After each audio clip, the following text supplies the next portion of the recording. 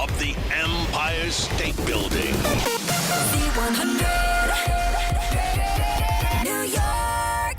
Musicality, man, is something that fans of yours know it's been a part of who you are for a minute, man. I mean, when you're talking about Berklee School of Music, that's where you go to really, to really put yourself in debt. Really, yeah, man.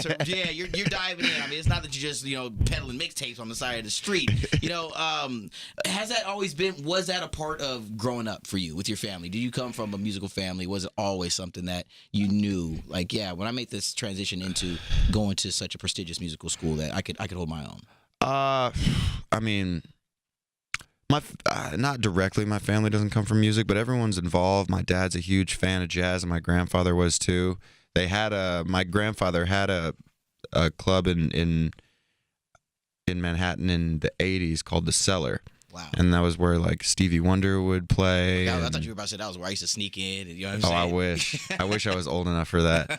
And my stepdad, actually, for a couple years of my life, was Kashif, a legendary singer. Yeah. And so I was just always around music growing up, and there was just a love involved with it. For sure. It was who you were. It was part of your DNA. I mean, it did kind of flow through the house. I think so, yeah. Yeah.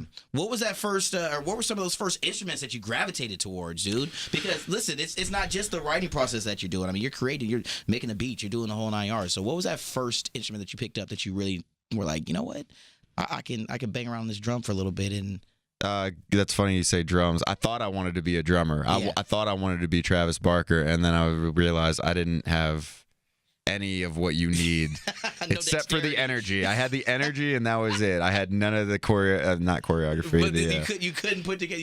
You can hold a beat. Yeah, you know what I'm saying. But still, that's a whole different thing. Separating your brain to It is, man. It really is like a tongue twister for your mind. It's crazy. I still am when I see someone else's live show, I'm always watching the drummer. Yeah. But I started playing guitar when I was 13. That's what I like.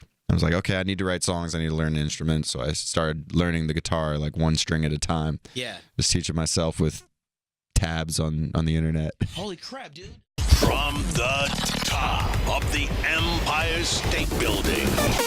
Z100,